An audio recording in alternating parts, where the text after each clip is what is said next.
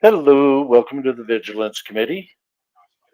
Tonight, we're going to be talking about the oath of office and all the different states that have different different wordings in each oath of office. We're going to probably ask questions about when folks actually take that oath, do they take it seriously or do they just take it to get the job? So, having said that, and it is an open panel tonight, and so that means anyone can come up and opine. Here comes the intro.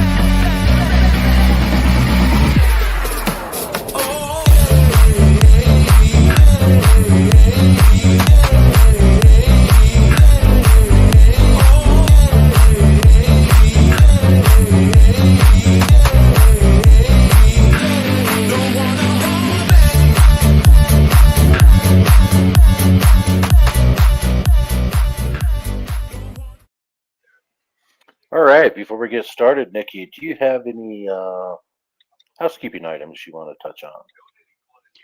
I do want to, of course, as usual, tell everybody thank you for spending their Wednesday evenings with us.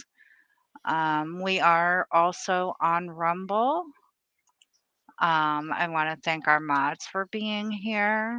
Mods, link every channel that comes in. Timeouts as usual if people cannot decide to be an adult. Um, We are going to eventually plan on doing another housekeeping, which is, cleaning out our emails. So we're not sure when we're doing that. We do have Kansas Freedom News on Sunday. Um, and then the following Sunday, we have someone that Lion won and slash the Benghazi Rabbit recommended that they reach out to us. And it's going to be about the battery burning in Piqua, Ohio. So we're looking forward to both of those. I don't know what we're doing next Wednesday, but anybody who wants to reach out to us, the email is thevigilancecommittee1864@gmail.com. Um, I think that's it. I don't know. It's one of those days, Cliff, so Well, I did call you pretty late last night, so kept you up past your bedtime. So I just want to share the screen here just for a second here, just kind of show what it looks like in Marion, Iowa, when people are swearing their oath. Now, when they swear their oath, it's weird. Different states have different words in their oath, and I think Nikki's got some examples of that. Um, but do they understand the oath that they're swearing to?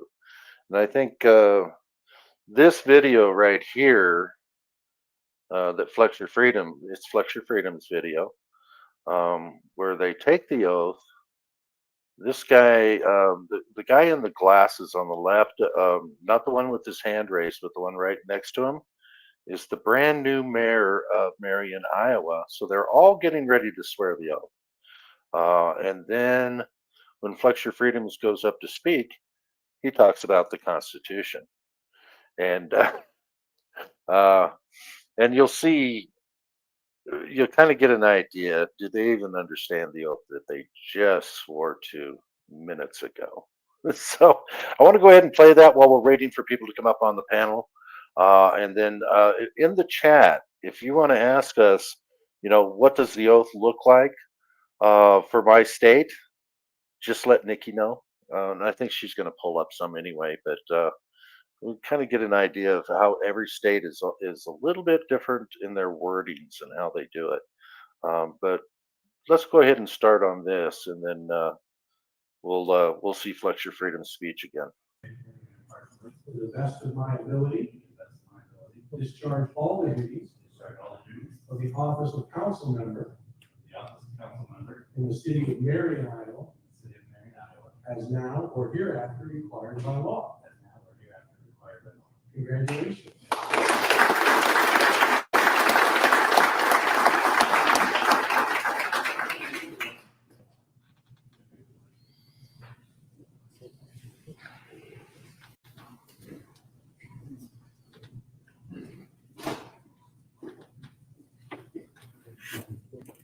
Thank you, Judge Roberts.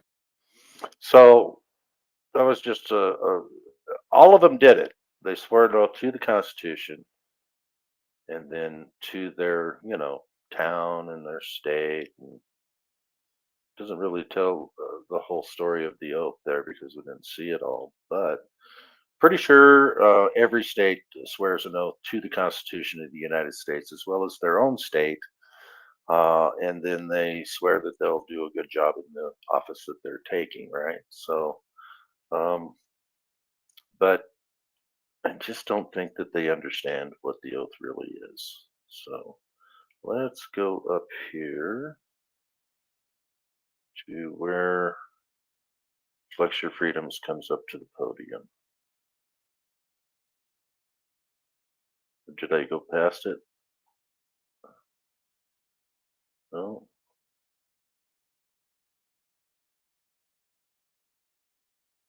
Huh.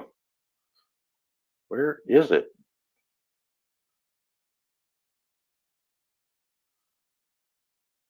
Man, oh man. Yeah, I think I passed it. Okay, let's just start here. The newspaper has reached a total of 10,000 website visits in December. And those are about 6,600 unique visitors for that particular month. So that's, of course, the last night. There we in go. my arms. So I take this oath that you just swore. There we go. Please state your name and address. Billy B. So I would like to give a quick background. Excuse me? That's fine. I'm not going to tell you my address. So I want to start off with telling you a bit of who I am and what I've done. I served our country in the Army, airborne infantry, on the front lines, multiple combat deployments. I had my friend and others die literally in my arms. So I take this oath that you just swore to the Constitution very, very seriously. And I'm guessing you probably don't know anything about that oath that you swore today. I'm sure you don't. And that's a shame, because here in Marion, Iowa, corruption runs deep. And it starts with this guy right here, Mike the Cuck Kitzmiller. He is very corrupt. He's stated many times he doesn't care about that oath. He doesn't even remember it. We have him on camera saying this. He doesn't care about that oath. He will arrest you whether it's wrong or right and have the courts deal with it. That's what he said verbatim. I have him on camera. I just released a video of him and of all the corruption in Marion, Iowa. Over 100,000 people have watched it, and I'm going to continue to expose you guys until you take this oath to the Constitution seriously. Because my friends' deaths, they mean a lot to me. That oath means a lot to me. And to have people like him, Mike Kitzmiller, that doesn't care about that oath. He doesn't care about our rights. He's here to strip our rights. He doesn't care. Have you checked out how corrupt Lynn County is in general? No one cares about our freedoms here. And the people that don't care about the freedoms, they're the enemy. They're ruining America, land of the free. It's no longer land of the free because no one here even cares about their oath. I don't know, maybe a couple of you might, but from what I've seen, no one here cares about the oath to the Constitution, our freedoms. I took that same oath. I take it seriously, and it's not being taken seriously, especially in Marion, Iowa, Pigpen, the police department, so corrupt. Watch the video, Flex Your Freedoms.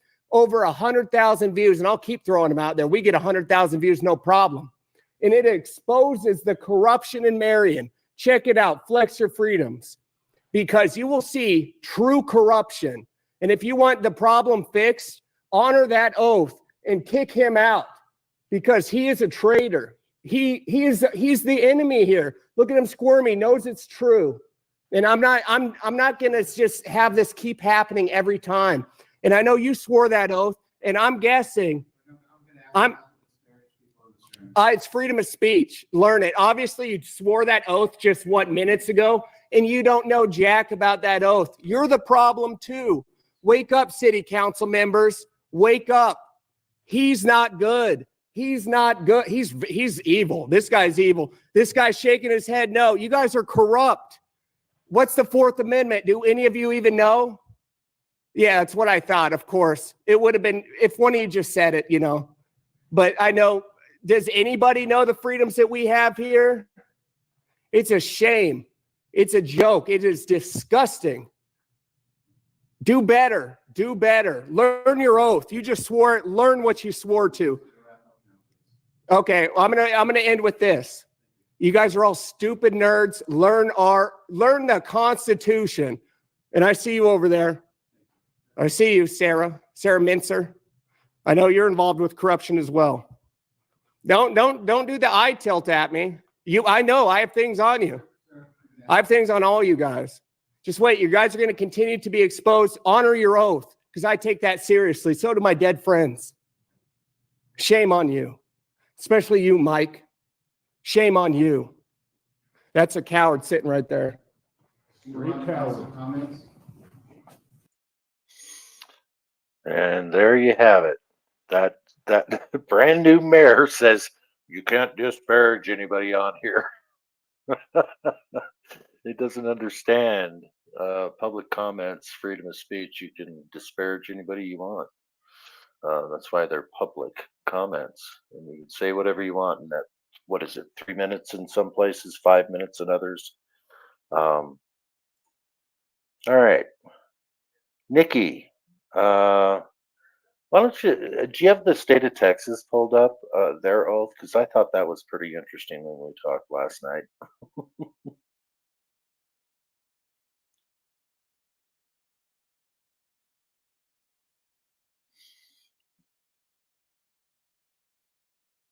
It's supposed to sound like that? Sound like two videos playing it?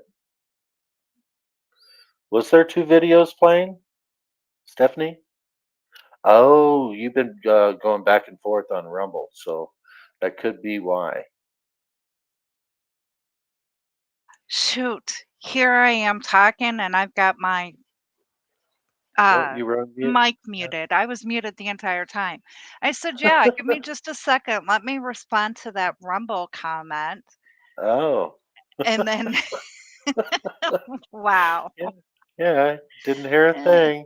Well, yeah, and you never do this, Nikki. You never I put know. yourself on mute and forget to take yourself off. I know. That's just, if it doesn't It's- happen at least once a night, then, Yep. It's just something's like wrong. me, watching a video all by myself instead of sharing it with everybody. Right. So, hey, we're Uh, both doing really good. Share. And I know you want me to see if I can get this bigger.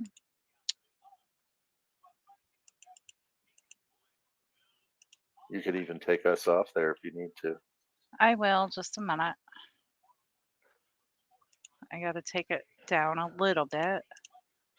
And Stephanie, do you have the link to StreamYards that you can just spam the chat with it? Because a lot of people don't realize that it's already linked. And come up and talk with us. everybody can come up and talk with us. Yeah, don't be shy. Um, anyone. Anyway, here is the oath of office for the state of Texas. Now, this oath of office is um I just saw it. There are certain people that do not take this oath of office, but they are required. Certain people take the oath of office and then are required to file it with the Secretary of State. And then certain people take the oath of office but are not required to file it with the Secretary of State. And the funny thing is that members of the legislature take this oath of office, but they don't have to file it with the Secretary of the State. Interesting. That's really weird.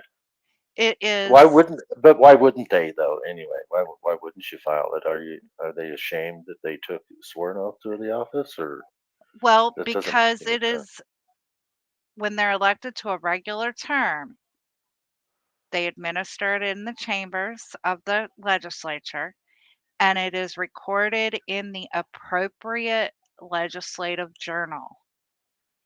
So you can Huh. still find their oath of office. You just got to know where to look. Now, Now if you read it somebody, to me last night, and it was the reading was weird on it, if I remember right. For the state no, of not this Texas, one. not this one. This Okay. one, Oh, Illinois. yeah.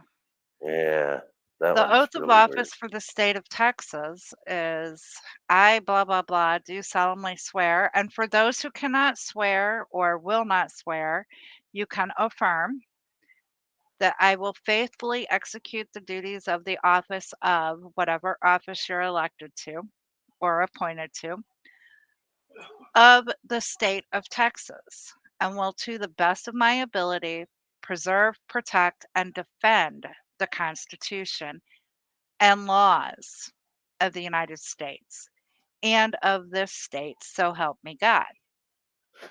Okay, so hang on.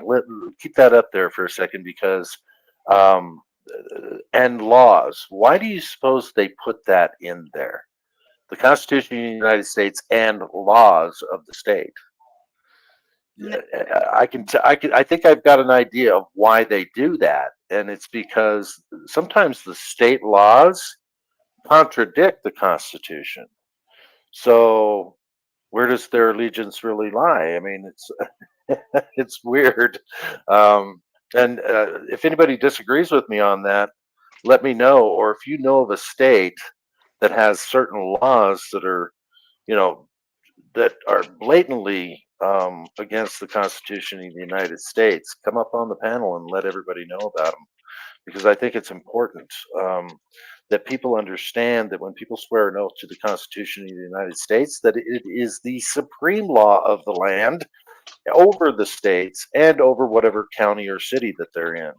And that if anybody makes any laws that are abridging the Bill of Rights in the Constitution, those laws are null and void. Tell me if anybody disagrees with that. And come up on the panel and let me know if you agree or disagree. In fact, will the chat tell me, do you agree that the Constitution of the United States of America is the supreme law of the land and trumps any state law that contradicts the Constitution? Put a 1 in the chat if you agree with me, put a 2 in the chat if you don't. Well, and then you have a question. Oh, Big Mike. Is that considered a legal binding contract? And if so, what happens if they break that contract? And more so, what should happen if they break that contract? Contract clearly they have to sign it. So does it mean? What does it mean? Hang on, Um, hang on. So does it mean nothing? does it? I think it means nothing to them. It certainly means something to me. and any other veteran out there that's sworn an oath to the Constitution. And that oath doesn't end just because your military service ended. When you swear that oath, that's supposed to be a sacred oath, you know. Just like Mode Media, the explanation of his name is my oath doesn't expire. That's why he named himself Mode Media. That's cool. Now somebody disagreed here. Who was that? Is that Utah Defender? No? I don't see anybody disagreeing. Okay. Wait a minute. Somebody said the Supreme Court is the supreme law of the land. See, a lot of people get that twisted, don't they? They think the Supreme Court, the judiciary branch, is not an equal branch of the three branches of government. They think it's supreme and superior because the Supreme Court of the United States deemed it so. And I completely disagree, Lawyer Dog. The supreme law of the land is supposed to be the Constitution. That's The right. Supreme Court is supposed to interpret. However, in my belief, my opinion, the Constitution was written to be completely understood as it is written. We do not need an interpreter. The Supreme Court should be the ones who are telling the states that no, you can't do this because it breaks the Constitution. That's just my opinion, and I'm probably wrong. But they have to follow the Constitution too. They can't bastardize it like they Exactly. did in 1803 with Marbury versus Madison. What did our forefathers think about standing armies? They were against them. Pretty simple answer to a pretty simple question. So what happens if they break it? Does it still mean nothing? Well, According Steve, to that's a great question because how do It we is. know when they take that oath of office, even though they're signing their name to it, how do we know that they actually, number one, understand it? Number two, know what it means? Or number three, they're just like, give me the damn piece of paper so I'll sign it and that way I can get on with my job. And, is it just something that people say just because? Or Just to get the job. do they really, really, really mean it? Natural laws tops all law, right? Okay. So those who don't believe in God or a supreme being, they know that natural law is kind of it's like you get what you give, you reap what you sow. There's certain laws of the universe that are just absolutes. So yeah, natural law is where our Constitution comes from when it comes to freedom and the Bill of Rights. So I agree with that, but it's a good question for those that are secular and not religious. Big Mike, I don't think there are even penalty attached to breaking that off. Technically, it's not like they wrote a law that says if you break your oath, you can get a fine or X amount of dollars. Big Mike, I think there used to be if you violate the Constitution and you don't protect and defend it, it was considered treasonous back then, I want to say, but I'm not sure. I could be wrong about that. Minnesota Black Robe Regiment, you didn't let me read that. The intent of the founders was not to have the Supreme Court of the United States interpret the Constitution. Absolutely correct, I believe. Lawyer Dog tends to differ with that. Yeah, treason. 18 USC 2381. Thank you, Rockford. Minnesota uh, Black Robe Regiment, Rockford Metro Press, Toe for Life, Utah Defender. You guys, the link is pinned at the top.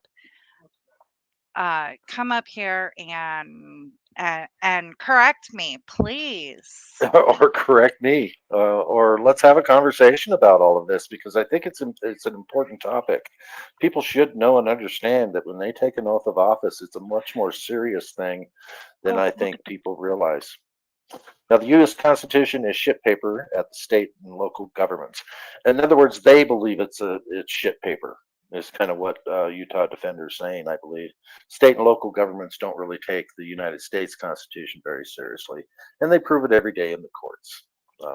And I agree with that statement. Big Mike, that's kind of the point I'm getting. Well, come on up, Mike. Because words sometimes have different meanings than just hearing it right from the horse's mouth.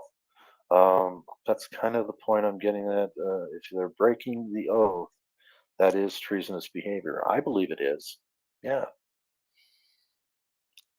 Lawyer Doug, welcome to the panel. And thanks for being part of the topic here today. I know that we have some differences of opinion, but go ahead and state your case on the Supreme Court of the United States being the supreme law of the land. Hey, thanks for having me. You know, I enjoy your open panels and stuff. And you know, I just wanted to more or less, like you said, have a conversation rather than to try to, you know, make any particular points.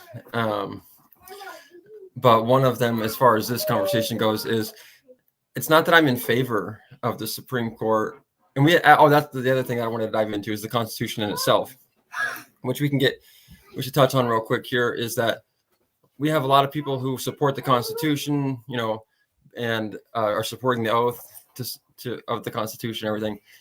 But a lot of these people also align with the Confederate beliefs, you know, and the people who fought against federalism and the people who fought against, you know, the abolition of state sovereignty. And so it's kind of a mixed bowl of thoughts and emotions that I think, you know what I mean, a patriot has. Because on one foot, you want to support the Constitution, but then on the other hand, you don't want to support the Constitution of the federal government. You know what I'm saying? No, I think I understand what you're saying. States' rights, that they could, back in the Civil War, they wanted to leave, and according to our Constitution, they were supposed to have that right to be able to leave the Union, but they weren't allowed. So, But the states, like Minnesota Black Robe Regiment says, the states were not beholden to the U.S. Constitution until the 14th Amendment. which was passed by threat to the South and the Southern people, and they were pretty much forced into getting the 14th Amendment through, so that they would be beholding to the Constitution of the United States. So, and I understand all of that. That's our history. It's not, it hasn't always been good, and I do believe that the Constitution has been bastardized, so almost from the very beginning, after it was drafted and ratified. So, well, yeah. So sometimes I struggle with this idea of, am I supporting the Constitution, you know, because that's a good thing and because I'm a patriot, or am I falling for the trap? Isn't that what the Federalists wanted us to do, is support the Constitution all along? So, you know, and like you said, it was forced on the states at gunpoint. The whole Civil War was over the fact of the federal Constitution that we discuss. So, you know, so I have been a constitutionalist. One of the things I like about the federal government is that that's how you can sue, you know, these corrupt police through the federal courts, through the Civil Rights Act. So, I mean, that's a big benefit.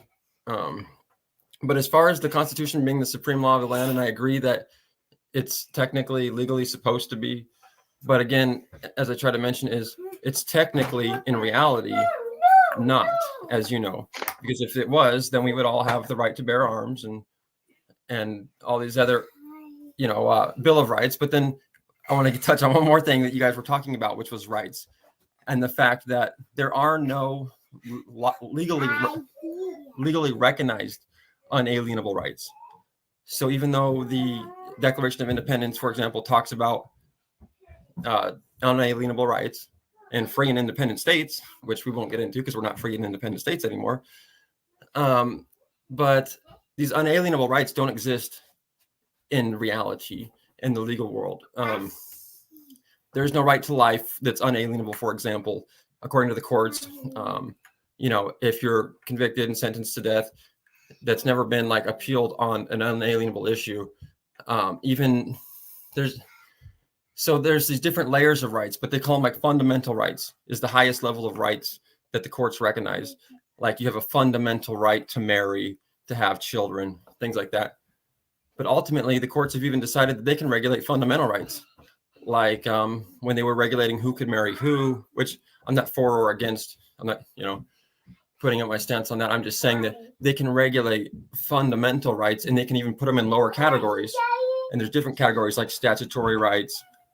And there's levels of rights, but none of them are unalienable, and they can all be taken away through amendments.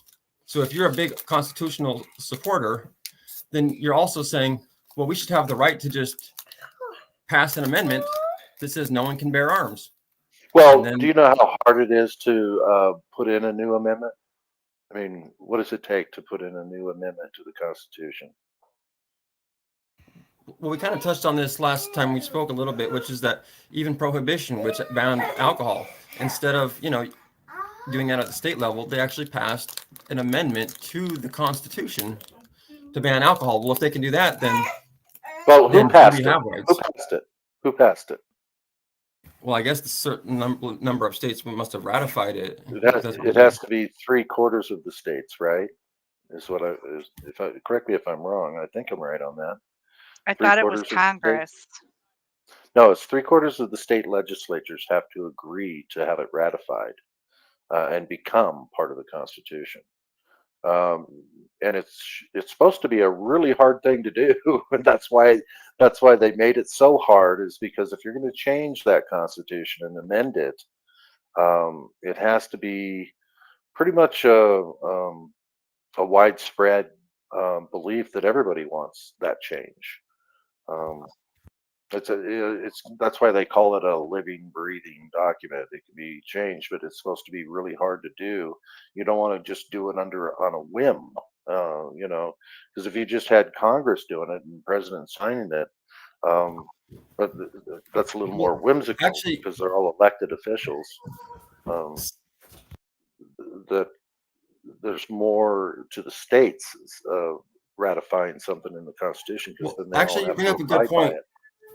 Well, you mentioned the living and breathing document, which is, one view of the Constitution, which not everyone subscribes to, of course. I don't really.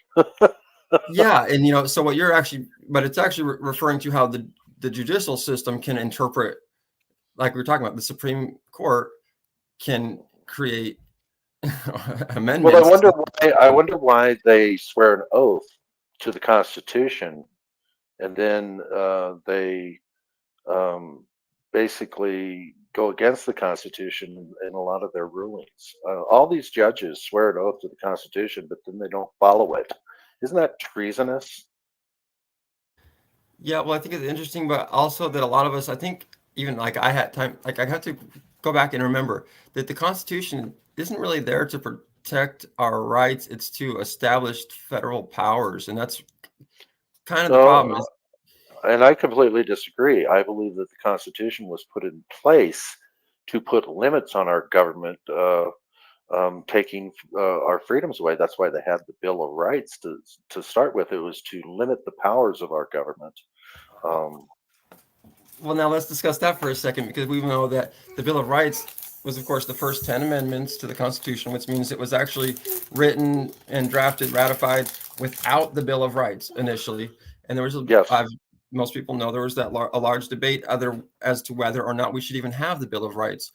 And because one of the problems was, we've seen now, all of our rights now have been minimized to what they can cut away that's left Mhm. at the Bill of Rights. Yeah, You there's can't been say- limitations put on them. Well, and not only that, but I'm saying now it's not like you have the right to do this, that, or the other thing that's unenumerated. Now if it's not listed in the Bill of Rights, you basically don't have that right, or you don't have the standing to sue for that right. And so now they've created a limitation on our rights, which is one of the problems with, which is one of the points against having a Bill of Rights in the first place. But so the Bill of Rights, as you're saying, may have been drafted to protect our rights. And even the whole Constitution, which establishes the federal powers, may have been intended to, protect the rights of the individuals. But as we agree on, I think that the federal government has expanded so much that they've stopped using their powers to protect individuals and started using those powers, to harass people and feed on them, basically. Become tyrannical. Yeah. Yeah. I mean, where I really, it's not whether I'm an advocate or not for anything, but there's that case where there's a weed, it's with weed and wheat. So there was a man who grew wheat on a farm, and he was growing it for his own personal consumption. And the federal courts said you cannot grow wheat for your own personal consumption because it could affect the interstate commerce market, even if it's just personal consumption. That's how far they've gone. They took the interstate commerce clause out of the Constitution and said, now we can regulate wheat. That's how they regulate the MMJ nationwide, is through the interstate commerce clause of the Constitution. They say, oh, well, it'll affect the interstate commerce of the black market. So that's how they are enforcing this war on, DR, whatever, is using the interstate commerce clause. So that's where I'm like, man, if they would just step back and just start protecting people's rights instead of saying, hey, we need to create all these rules, acts, and everything to have a war on citizens, what citizens are doing. No, they need to have a war on, infringement of citizens' rights. That's the whole point, is they're supposed to be protecting our rights, not out there at war with people. You know what I mean? Yeah. Our rights from the Constitution are about as much as a gnat on a dog's ass. So Oh, when you Green say right Beret. about that, Yeah. because if you don't, and we kind of mentioned this before, the rights in the Constitution, I used to think I had rights. That's why I'm pursuing the law degree. I actually took my LSAT law exam yesterday. I'm going to make a video on just kind of how that went, but is because Okay. I realized I used to think you don't have the rights unless you were willing to die for them. But then I came to realize, unless you know how to sue for them, because the cops can infringe people's rights all day long. The only time they're going to get held accountable is if that person actually basically sues them, and then it's not even really held accountable, but that's like the highest that they're going to be held accountable. Most of us don't know how to do that. If we don't know how to do that, then how do you enforce your rights? Who's going to enforce your rights? The only way to enforce your rights is through the court systems. And if you don't know how to use the court systems to enforce your rights, then you don't have any. Okay, but we're talking about the oath of office that Right. all of our officials take. Are they Yeah. taking it and knowing what it is, or are they taking it saying, just give me the paper, let me sign it, I want to do my job? Well, have you seen that video of that cop that's been going around? It's kind of an older video, but this cop who was a cop for like 20 years, he was like one of the highest levels or whatever, how that goes. And then he had been taking the oath of office all his life. And then he had never even like read the Constitution. And then somebody in one of the crowds of his seminars, like basically kind of haggled him about it, got him to look at the Constitution, and it changed his whole life. And he was like, oh my gosh, I've been, stepping. That was John Eagle, and we showed it on our channel too. Yeah. Okay. Yeah. Yeah, exactly. I might Right. even, And that's what brought this subject up. So, Cliff, What? when you joined the military, you spoke an oath. I swore the oath. Yes. Did you know what you were speaking, or were you just holding your hand up and saying, well, they told me to say it? And I No, got to do it. no, no. I studied the Constitution when I was 10 years old in just the school library, and man, I got in a lot of trouble growing up in school because I took all of those rights pretty literally, and I tried to flex those rights uh, the teacher said, "Well, that doesn't apply to you. You're not old enough." And I said, "Well, I haven't got to the part where there's an age limit." But she wanted me to sit down and shut up, and I wanted to speak, and I said, "Freedom of speech." So, I mean, I knew the Bill of Rights and the Constitution, the first 10 amendments, anyway. I had studied those, so I knew what I was swearing an oath to, and I also knew that I was swearing an oath to never obey an unlawful order, which I did, and I basically got in a lot of trouble for that. So my time as a soldier was not fun because I understood the Constitution that I swore an oath to, and it even got me in trouble in the military. So, because I took it literally, and I think everyone should be swearing that oath in a literal way. And I just can't understand why all of our government officials don't even know it, and if they do know it, they thwart it or they don't defend it like they swear to. I don't. It's unfathomable to me that Okay, is well, I could say also that I mean I've put a lot of time into studying it, and I'm still uncovering things all the time. I'm barely scratching the surface of it, and I mean I do this like full time. When you get into the nuances of the Constitution, even the Bill of Rights, even these one sentence rights like the Second Amendment or whatever, uh, there's so much case law around this and so many laws and statutes and everything around this one little thing that it's not necessarily as simple as, or maybe you think it should be, but you can't just read the Bill of Rights and think that you're going to know what it means in reality. Well, they wrote it that way. They wrote it very simply because back then, not very many people were learned, right? So that's why they wrote it in layman's terms for them, the people that wrote it. They wrote it in a very simplistic way so people could understand it. It didn't need to be interpreted, in my opinion. Um, I read it at 10 years old and I could understand it. It was, and you're saying it's more complicated than that. Well, I think that's the bastardization of it. I think that's the courts trying to put limits on our freedoms. And Hey, Cliff, so that's how just many my opinion. Cliff, how many things do you have open? Because your mic is breaking up. Oh, is it? Well, I'm Yeah. sitting outside right now, so I probably am a little too far away. Is it Oh, really bad? not too bad, but yeah. Okay.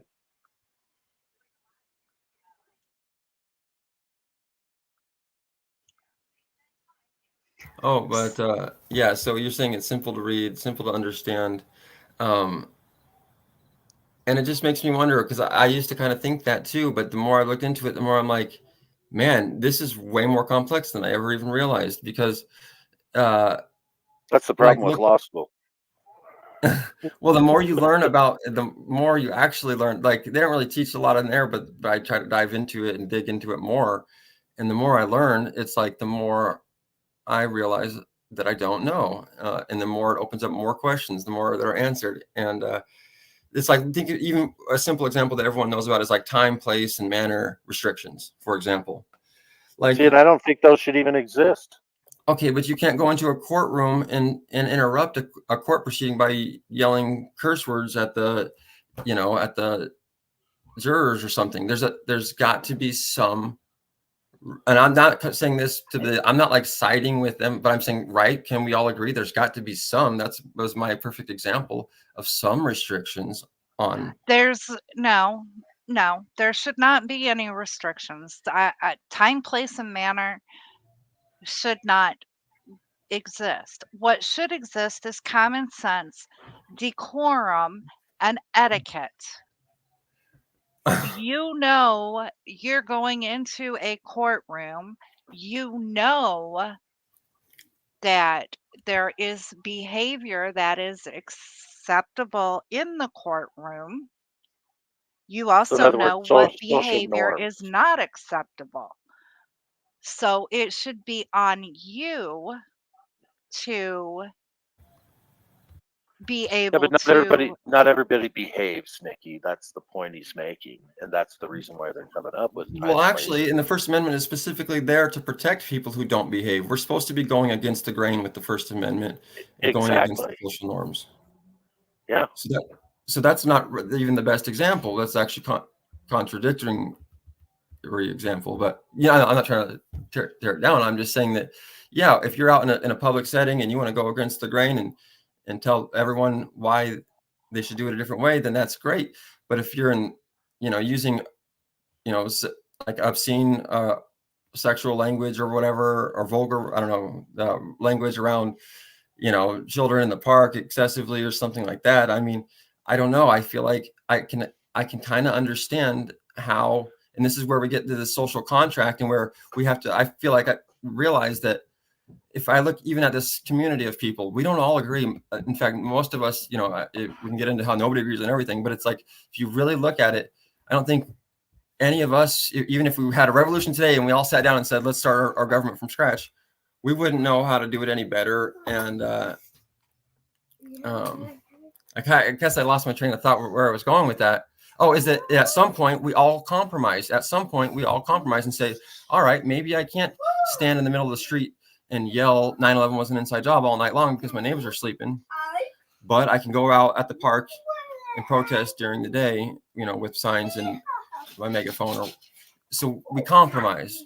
And we all agree to, yes, we have to give up some of our rights. And trust me, I've never been for saying something like that. But the older I get, and I feel like maybe the more mature I get, the more I realize that we don't all agree. And because we don't all agree, we all have to compromise. What do you think of that? Well, I don't know. I guess I'm immature because I think that Constitution was put in place so that you could be free to say and do whatever you want to say and do, and to hell with social norms. And I think that was it. That's what it was for, was um, to not be controlled in any way. Um, yeah, offensive language was supposed to be protected. That was the whole reason for freedom of speech, and to disparage our government officials and redress our grievances is a First Amendment right, that you shouldn't be able to put limits on. And that's what it was all set up for. And so, but as we progress, I guess, um, into social norms, why should we um, compromise our freedoms to get along, to be along? I don't agree with it. Um, although I will say that I don't swear all the time. I don't act up. And if I was in a courtroom, I would, I'd follow decorum. Um, Simply because I'm not an idiot. I mean, you piss off a judge, they can throw you in contempt and put you in jail. And so, I mean, there's common sense, but to make laws, um, yeah, I don't think it's cool to make Well, laws that violate the Constitution. okay, we're kind of going, and this is kind of interesting because the guy, when I spoke with you a little bit last week or whatever, mentioned how, well, what about like a prisoner who can't own a gun? And you bring up a good point too. Say it's a lot of federal buildings where you can't bring a firearm. So in a courtroom, for example, you can't bring a firearm. And I'm not saying I necessarily agree with that. I mean, I think it's kind of contradictory, right? That the federal government the federal land should be the only place that should be required to own fire or to carry firearms, you think. And it's like the only place you can't. But we're kind of getting back to that is can a criminal or somebody going in for a criminal, I mean, maybe they should be able to carry Yeah, I guns. mean, okay, so I think it stems from, things that have happened in the past where Somebody comes into a courtroom and just shoots up the place. Now you got people living in fear that it's going to happen again. So they put these rules in place that violate the Constitution because people want to seek that security. Security and safety are not always. Freedom is dangerous, man. You know. Yeah. So, Right. You're swaying me, definitely. Like I get what you're saying, and I'm actually in agreement with what you're saying. I guess I can kind of see where this whole thing kind of came from, though. You know what I mean? Steve Cousins, we are controlled. Even on this channel, even at the beginning, yes, I did say if you cannot act like an adult, meaning use your common sense, use your decorum, use your etiquette, then yes, the mods have permission to time you out.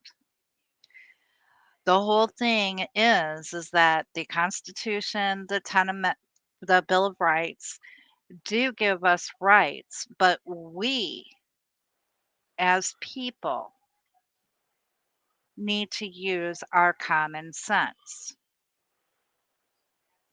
right. And so the whole point there, I think that Nikki's making here too, is the Constitution and the Bill of Rights puts limitations on our government, not on us. This YouTube platform that we're on is a private entity. It's almost like you're coming into our house and you're going to go by our rules. Otherwise, we'll kick you out, you know. But the government can't do that. But private citizens can. Does that make sense? I hope that makes sense. Yeah, definitely. The Bill of Rights only applies to the federal government. Restrictions on them. It doesn't apply to public individuals. I love it that you got kids in the background too, Lawyer Doug. Okay, so if Thanks. the Bill of Rights, the Constitution, only applies to the government, and that's what it was supposed to be, is a control of the government, then why Yeah, must we, the people of the United States, have to fight for our rights, even though the Constitution says that it's only for the government? I mean, how it doesn't make sense to me. If we have to fight for our rights, but the Constitution is only supposed to limit the government, why are we seeing people getting in trouble for being press, for opening their mouth, for, carrying their Second Amendment rights? I think it's government overreach. They're violating the Constitution. Minnesota Black Robe Regiment, TC, welcome to the panel. Hey, thanks for allowing me to take part in your greatness. That's funny. TC, let me see. Oh, I got off of it. You guys, please link Minnesota Black Robe Regiment. Please go look at his videos, comment, like. He actually paid the Vigilance Committee a great compliment today, along with the Veterans Affairs Media and Tav, the Angry Vet. Lawyer Doug, do you have a channel? Yeah, it's just on my. Yeah, I got a few videos. I just made it last month. Okay, is it called Lawyer Dog? Yeah, hopefully you guys can find it if you search for it. Okay, Thanks. our mods can find it and put the link He's in there. easy. He's easy to find.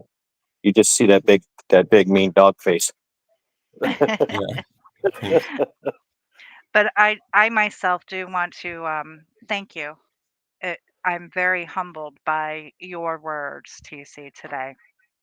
You guys deserve it, and I meant every word of it. So you probably all know by now that I don't say things I don't mean. Yep, we do. Okay, so for the question tonight, the oath of office, when you're officials take it? Do they understand it? Do they mean it? Or are they just signing the paper to get on with their Um, job? I would say that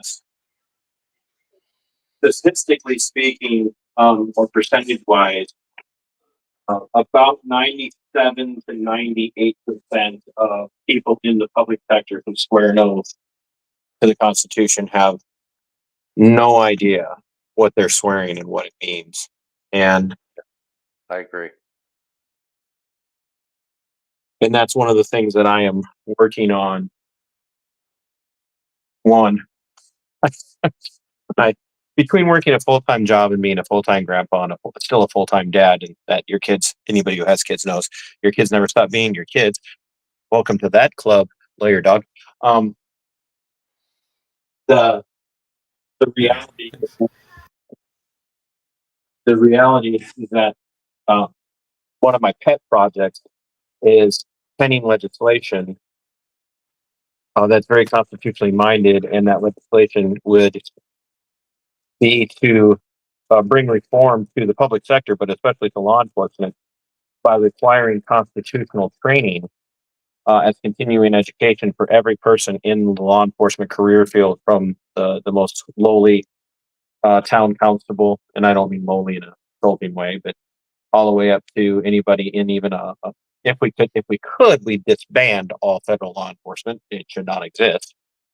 But in the interim, they should all be taking constitutional training.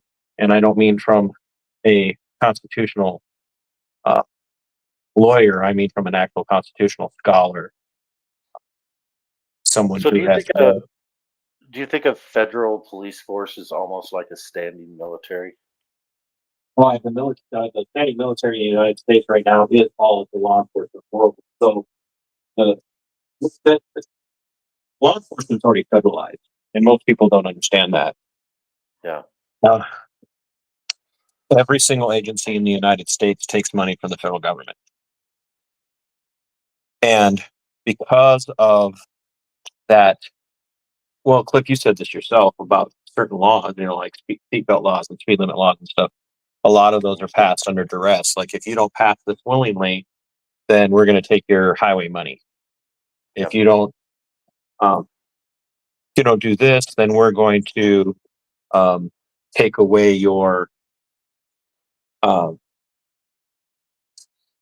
money for back in insurance claims, whatever the case might be.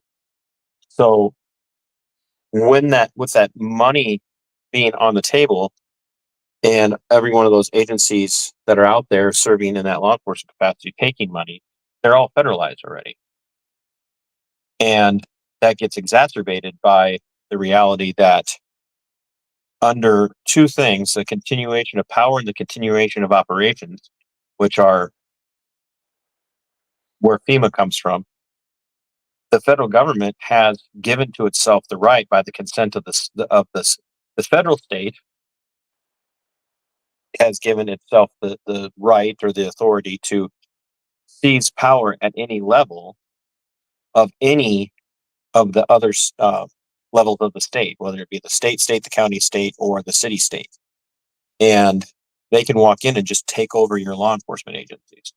And Literally it all just, comes down to money, doesn't it? It all comes down to money.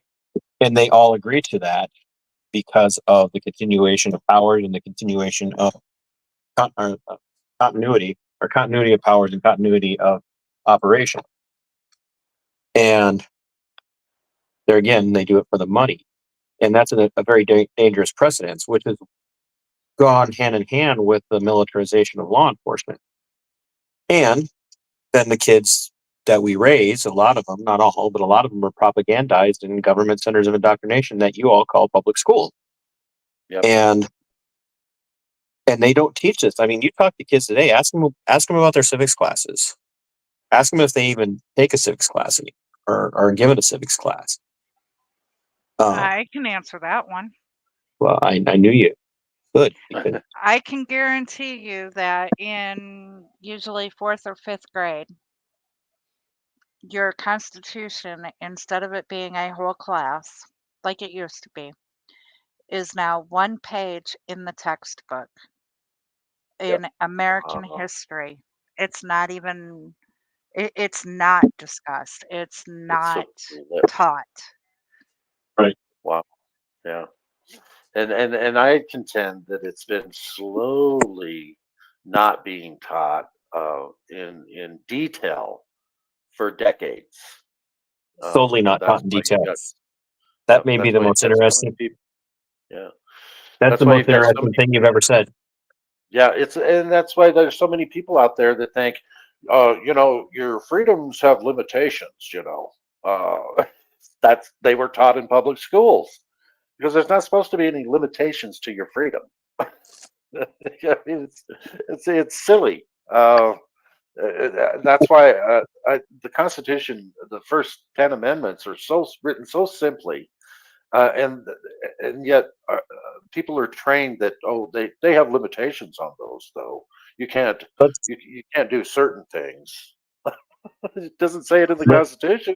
Okay, I have a question about it then. If the Bill of Rights say that somebody had the right to if they never passed the Bill of Rights, then would the Constitution restrict people's right to bear arms, for example, or freedom of speech? no, not at all. Why would they make and that put that in the Bill of Rights? so I don't, lawyer dog, you're a sharp guy, sharper than I am. I could never take the LSAT and even dream of passing it. So I don't want you to hear me as being the old fuddy duddy that's chastising. Okay. But when Like you look me. at, it's Go the ahead, beard that makes TC. them, it's the beard that makes them cranky, not jolly. Um, when you, and I know you've read a lot, so this is once again not meant to be pedantic, but when you read the reason around the formation of the Bill of Rights, it had nothing to do with them going, oh crap, we forgot. The formation of the Bill of Rights was imperative in the process to those who worked on it, because they knew that with the system of governance that they established, that there was going to be, because of human nature, a propensity for people to, whether intentionally or by neglect, um, start to usurp the powers that remain in the hands of the people. And lawyer dog, you said something earlier that the Constitution was meant to establish a federal form of government, and the sovereign states did indeed form a federal government, but the Constitution wasn't the tool by which they formed it. It was the tool by which they limited it and said, we are going to grant you the ability to do some of these things while retaining all these other rights, which is why when you get to the 9th and 10th Amendment, what it says is those things not granted to the federal government remain in the, and I'm going to paraphrase, in the sole jurisdiction of the sovereign states. And that's why, so if just because something's not listed in the Bill of Rights doesn't mean it doesn't exist as a right. And there again, because the founders relied so heavily, both the non-Christian and the Christian relied heavily on the philosophy of natural rights. And they knew that they just weren't going to be able to cover all those things which were inherently in possession of, or the people weren't inherently in possession of within the realm of natural rights. And they relied heavily on people like Locke and Rutherford and even Aristotelian philosophy. And TC, can I interrupt just a second? it's Sorry. your show, sweetheart. You can. Does anybody know a Richard Hawkins? Richard Hawkins.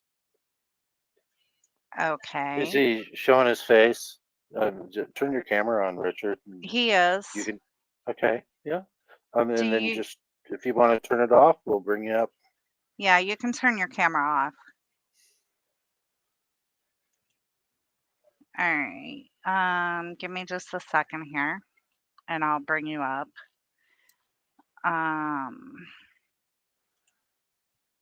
Since we don't know him, let's make sure we have a firewall Okay. in place just in case. Yeah. All right, Mr. Hawkins, you are up on the show. Go ahead, TC. I'm sorry to interrupt you.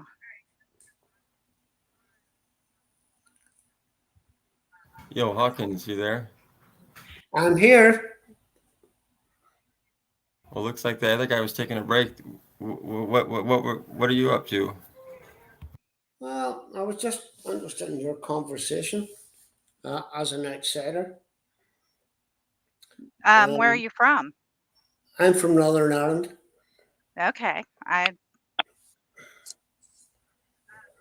I was just interested in the conversation because uh, I think you have to be very careful in this next election. My wife's from Texas, and she's a big Kamala Harris supporter. Um, but I think you have to be very careful in this next election. Northern Ireland, I don't know if you realise, but Northern Ireland is part of the United Kingdom. And I have to tell you, by making the wrong choice, our voices have been silenced. And I'm not saying that's going to happen in America, but I just think everybody needs to think about where their vote goes in your upcoming election. So, I think that's a good point that you bring up, but I've recently been kind of looking at George Washington's his final goodbye paper, where he talks about the factions of government and how George Washington originally ran as an independent. And from what I could tell, the forefathers would discuss how the candidates should be running on their own merits and not attached to any party. And that they actually said that once the system breaks into what they call not party system, but a faction system, that's the worst form of despotism, and that's the biggest threat to our freedom. So our voices aren't heard through the Democrats or the Republicans or any faction. So I think you're agreeing with me, but so I think most people on this channel would agree that the two-party system is completely broken as it is. Well, I think that's exactly right. And I think that's part of the problem. I think probably the two parties are actually closer to each other than most ordinary voters realise. And I call them the two wings of the same bird of tyranny, is what I call them. 100%. And I believe, unfortunately, that is not only in America. I believe it's in the UK, and I believe it's in the most democratic governments around the world. And I believe that is what's coming to us, that we get more of the same no matter who we vote for. And that really depresses me, because without a strong opposition, you have no real government. And I believe we are falling down worldwide. And the only way we can change it is by looking to people who are genuine and people who want to go back to the old days and serve the community, as opposed to serving what they can get out of being in political office. Well, you bring up a good point about what people can do, because I've been really trying to figure out that answer recently, because I've been interested in this my whole life. But even after studying it my whole life, I realized most people probably know absolutely nothing, the average person. And the people in this room, know more than the average person. But even most of us probably know absolutely, for the most part. I mean, because if you think about it, who even elects the people who run for a party, for example, like Kamala Harris? She was appointed by the Democratic Party at the Democratic Convention or whatever. Who are these people who are appointing her, and how are they getting elected into their positions? And these are the things that people aren't, we're not learning in schools, that we're not really learning outside of schools, that we need to figure out how these parties are putting people into power, how these parties are staying in power, and how they're suppressing people from getting in power. Like I think last week you mentioned how Ron Paul was being suppressed from winning the election. And so, I mean, there's a lot to be learned here, and it starts on lower levels, and then it actually trickles up in these cases, I think. I think that's 100% right. I just don't know that there was a time, I'm 67. There was a time throughout history when the people on the ground floor could have made a difference. Because of the money involved now and the big business, I don't know that we can make a difference anymore. Yeah, I think money really corrupts the whole system, and Yeah, that's it has. it's all And about excuse money. me, guys, I'm having a Guinness because it's 1 o'clock in the morning here. It's Oh, not- Ah. you're fine. Please go right ahead. Now, Mr. Hawkins, He's Irish. in What do you expect? in yeah, in Northern Ireland, do your officials, town officials or parliament or whatever you have there, Mhm. do they swear an oath? Do they take an oath when they take office? They're Uh, Irish. They're Irish. They always swear. Well, yeah, Well, I well, understand that. well, not in Northern Ireland. Northern Ireland is different. So, because of the peace process, they no longer have to. So they don't have to take an oath. My wife, as I said before I came on the panel, my wife's from Texas, and she says, "Do you not swear?" I said, "No, we used to salute the flag and everything," but I said, "But now that's all gone." It's all part of it because we've got two communities here, and because we don't want to offend anyone, we don't do that any longer. I But was making a joke about language, Richard. they'll take an oath of office. They take an oath of office to the community. So I think that's good. That's good. All right, we have Angry Dad on the panel with us. He's one of my favorite constitutional advocates. Welcome, Tav. What's Yeah, my We can't. my This cannot continue. Do not allow him to ever do that again. He's my gonna- wife move to my wife wants me to move to Arkansas. She's from Texas, Oh. but me to move to Arkansas. And we've been married 18 years. Now that I've retired, she wants me to go to Arkansas. And my biggest thing is, Stephanie came here 18 years ago, and she said to me, second weekend, she said to me, "Where can I buy a gun?" And I said, "Stephanie, you might have noticed that people in Northern Ireland had a little problem with guns." I said, "So we don't sell guns over here." So that's my only problem. I know the minute Stephanie gets back, she will want to buy a gun, and that's fine. I don't know. I don't know if I could shoot somebody. That's the honest answer. All All right. right, TC, you have a great night and check your email. I will do that. Was it Thanks for joining us too. TC? Yeah. I love you. I love you, Tav. Man, you made me cry on my stream tonight. It was embarrassing as hell. That's right. And I'll do it again. That was revenge for last week, wasn't it? Yes, sir. All right, That's I'm gonna all bounce right. and watch. You I'm gonna both have bounce. made me cry before, so I'm gonna watch you. I'm gonna watch, and if anybody gets out of hand, Tav, I might have to come back in. But I'm gonna eat my fancy grilled cheese and listen to you guys, and say rude things in the chat. Oh, beautiful. I just have one question for Law Dog. Hey, what's up, buddy? Who did Washington run against? Oh, I should know, but I know. but I'm gonna let my buddy answer. I'm gonna let Cliff answer for me. How about that? Adam. I don't. But probably wrong. John Adams. Oh yeah. Yep. All right. That's all why right. John Adams became the first vice president, because he lost. Oh. wait. I thought Washington didn't run against anybody, that it was everybody saying that he needed to be King Well, yeah. Washington. So he decided, no, I'm not going to be king because we just fought against the tyranny of the royalty. So I will become president. I could be wrong though.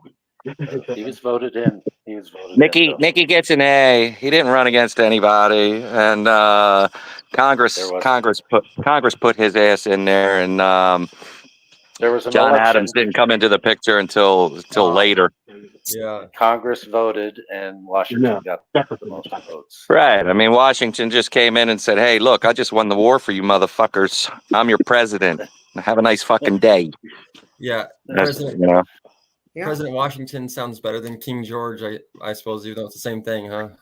Well, here's my point on that whole thing is and I'm not trying to be an asshole here or anything like that, Law Dog. You know, I got my eye on you. Still got my eye on you, but misinformation or not telling the whole thing is teetering on not being productive for this movement, if you want to call it a movement, or this mission, or whatever you want to call it, whatever your fight is. Because if people aren't informed of all the facts, and if you are a lawyer, you should know this: facts are important and words are important, right? Well, yeah, I mean, I'm not a lawyer yet, but I am listening to what you're saying and I hear what you're saying. Well, keep going. You'll be a lawyer. I'm not Well, officially. Let's just say that. I have won a few cases in my day, but that's off the record, right? you've won a few cases. What, like pro se? Oh, let's just say I haven't, helped my friends in the past win several cases and whatnot. But that's not, I mean, I'm not a real, Of like I course. said, I'm taking loss, hopefully getting into law school here next year. But I named my channel Lawyer Dog because there's that case about it. And it's a really interesting case because. Oh, just keep going, buddy. You'll do well. Yeah. Don't worry about it. Yeah, go ahead. And what were you saying? Because I'm not hiding anything, so I don't know where you're going with this. Where were you going with it? I'm not going anywhere. I'm just maybe that saying was you where need. you were going with it. I don't know. No, I wasn't going anywhere. You'll know where if I'm going somewhere. You'll know. Right. I'm not going anywhere. I'm just saying you need to be a little more careful with your words. Is all I'm saying. Well, did you have an example? Because I would love to hear what you're thinking. Because I'm not very careful with my words. I try to be blunt with my words because I find when I'm careful with my words, I end up regretting it. Missing the opportunity. Well, all I'm saying is it's because of this show is about oaths. I mean, lawyers take oaths, and I'd say about, I don't know, 80% of these fucking lawyers out here don't follow that oath. Okay, If not now I more. hear you.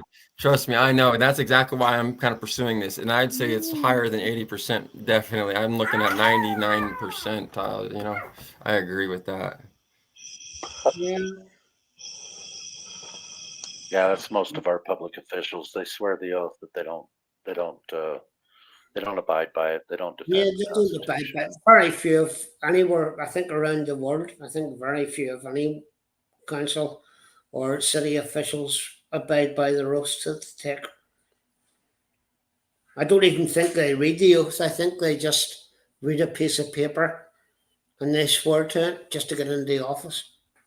Yep, just to get the job. That's what I always say. Yeah, 100%. I was saying that whenever Stephanie first arrived here, Stephanie and I have been married 18 years and she came from Texas. And whenever Stephanie and I first got married, I took her down, and here's the extreme two opposites. I live 4 miles from where Andrew and Stonewall Jackson's parents were born, and they were just a door apart. And I mean, they were on two opposite sides.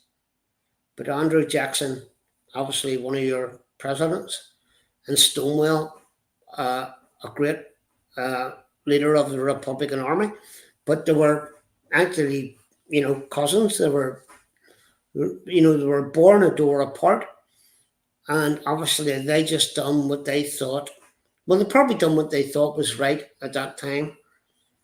But to be honest with you, most politicians I have found throughout my life, what they tell you and what they will do is totally opposite from whenever they get into the opposite. Because they may mean well initially when they go out campaigning, but they all get corrupted. All of them.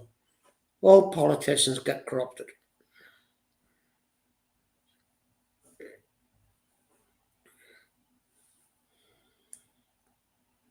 Yep. So how about you, Angry? That judge that you had, do you think he has followed his oath of office? Or do you think he's violated his oath of office? Yeah. Yeah, you should already know the answer to that one. I mean, I do. this judge that I'm dealing with right now has done everything in his power to circumvent the actual law,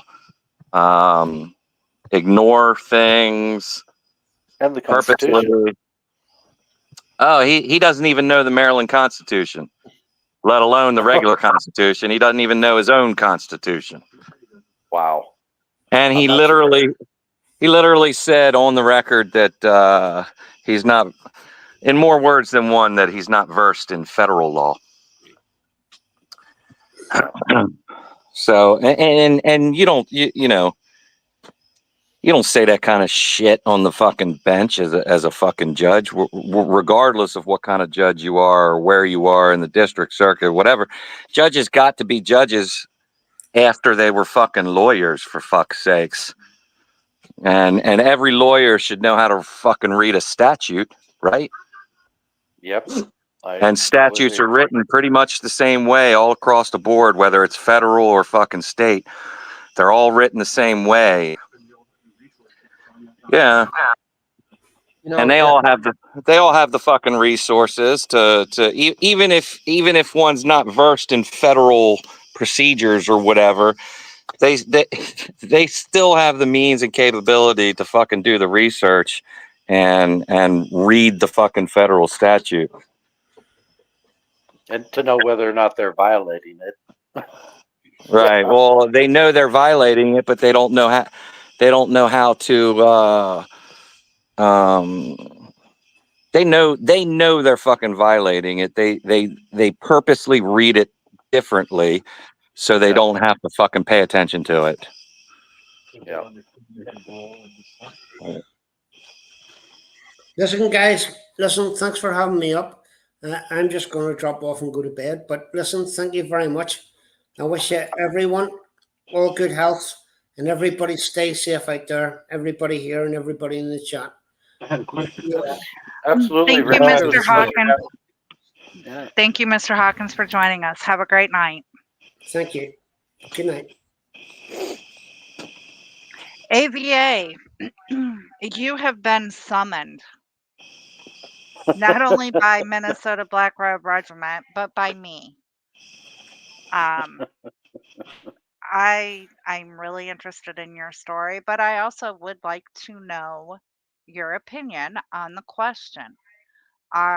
Do our officials and or military and or law enforcement and whoever else takes an oath, do they understand their oath, or do they just sign the paper just to be able to go ahead and get the job done?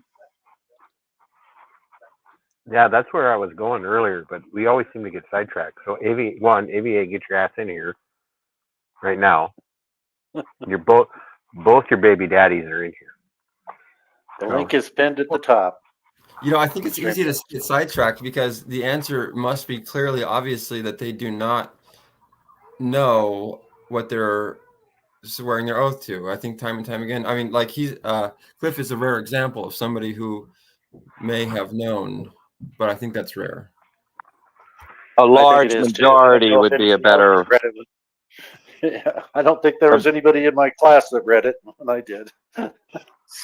Yeah, a large majority. I didn't read it. I didn't know what the hell I was swearing to until later down the road. So I mean, it's not.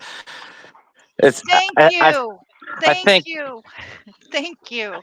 You actually finally proved my point. Yeah. Yeah, I just think that not a lot of people have the testicular fortitude to realize, you know, for that light bulb to go off on what their oath really fucking means. You know. Well, and then not everybody's as big of a nerd as TC. So And I think also I think it takes integrity. You can It turn your takes camera off character. if you want.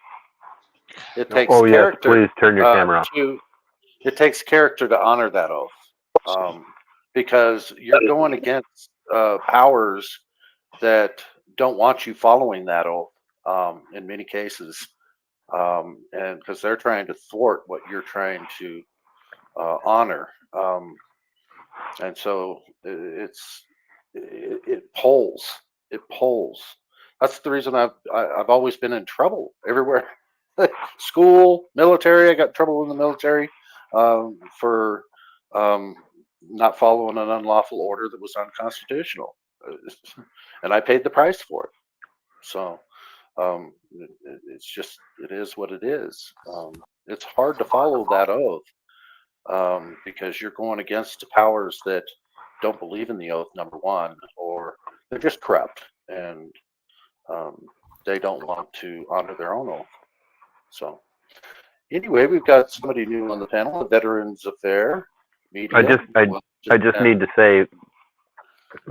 say again, the three of the most important channels on all of YouTube and anywhere else are now in this panel, and I know that everybody's here because they know who the Vigilance Committee is, and everybody knows who Tav is.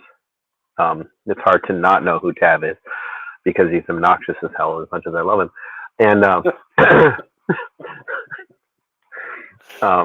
I'm going to hear about this later in a text message, and or in the panel. But another one, the other one is AVA, and I count all of you as friends and would do anything to see you guys get your stories out. And AVA's story is not second to anyone's. What he is going through and what he's fighting on his own is only marginally reduced in the scale of severity, because as of yet he's not looking at prison time like Tav is. So everybody who is in this chat, if you have not yet subscribed to AVA's channel, you need to. You absolutely 100% need to, because his story is terrifying when you think about it from the perspective of being a veteran who is owed everything by this republic, and two, who is standing for the natural rights of all of us when he stands up and does what he does with the VA out in his neck of the woods. And I meant what I said earlier on my stream. These three channels, you guys are all by far more important than any mainstream media, and by far more important than any other channels that are out there right now. So, well, I'm gonna have to disagree with you on that one. I think there's a lot of channels on this YouTube platform or social media or fake book or whatever that are important and very important and are the most important channels in this nation that we have today. Real news. I think as collectively as I can say it, just not all of them really realize that, not all of them understand that to its fullest extent, which kind of leads me into into, coming back to this judge, and a lot of people are probably going to give me some hate over this, but I kind of They have got to come through to. me first.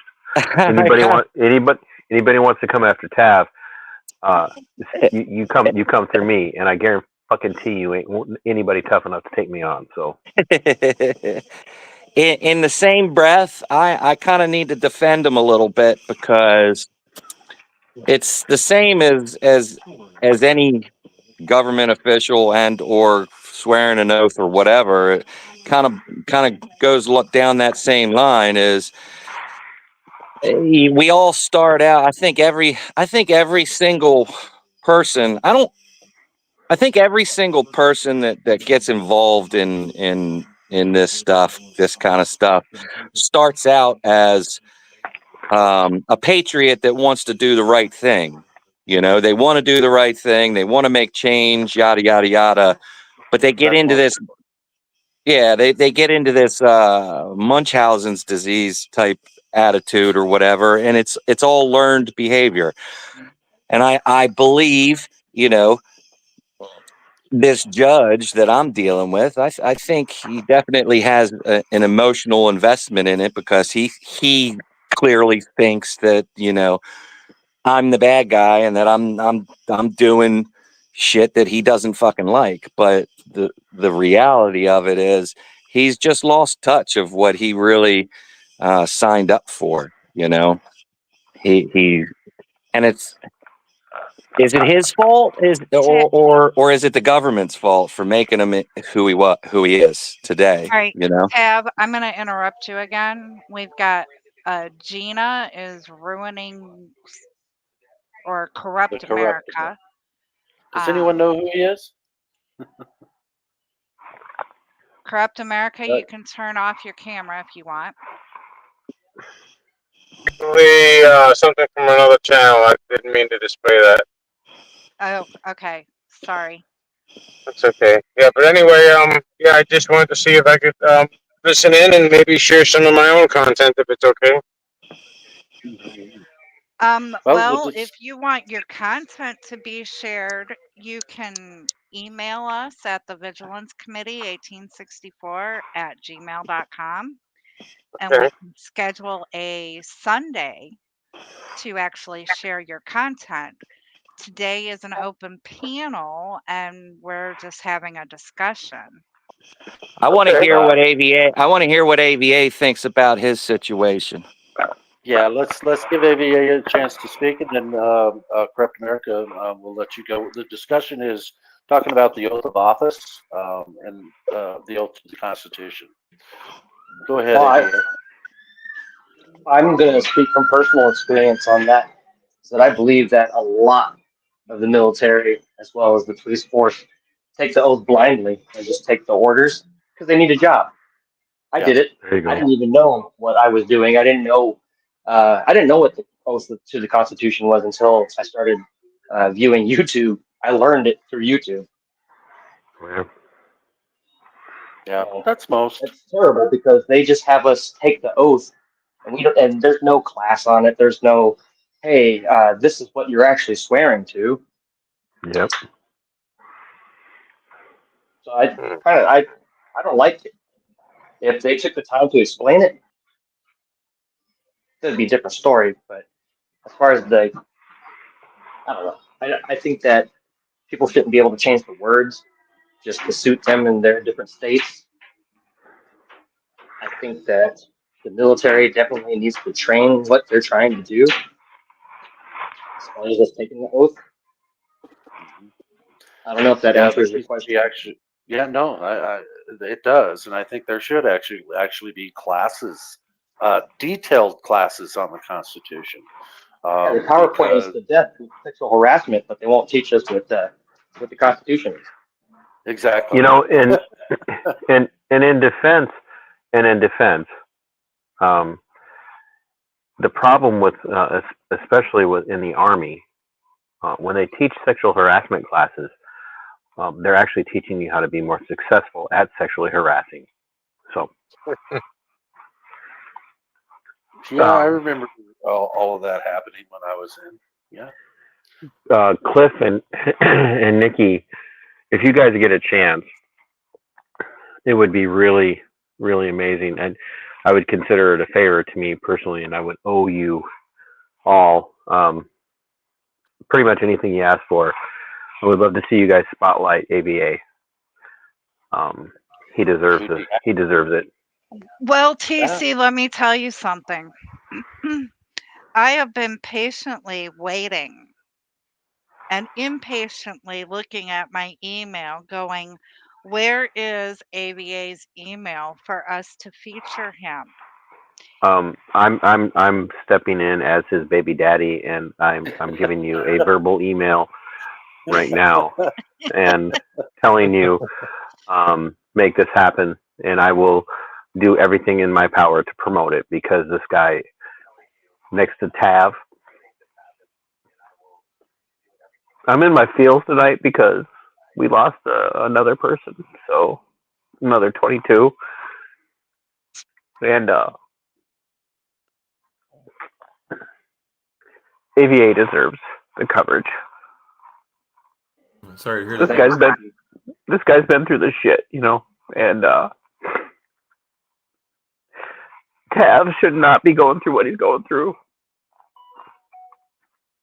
AVA should not go through what he's going through. Blind Justice should not be going through what he's going through. And this fucking country has failed. I am on the right channel. Failed. They have I failed. agree. Yes, they have. And it breaks my heart. And you know, this is coming from a guy who joined because I thought that the first Gulf War was like, this is the real deal, you know. And we have to go and fight this. And I missed all the shit. I mean, I was on the plane on the way to invade Haiti, and they called us back because, well, when you call up the dictator of Haiti and tell him the 82nd Airborne's on the way, they give up the fight real fucking fast, right? Yeah. And but I missed all of it. I missed all the shit. Well, probably a blessing. Absolutely. But I have friends. I have a good friend that's Special Forces operator. His son, 2 years ago, they both, just let this sink in, people. Because we were sold a lie for the last 20 some years about what we were fighting for in Iraq and Afghanistan. And now they're selling us a lie about Ukraine. They're selling us a lie about Israel and Gaza and Iran and Lebanon.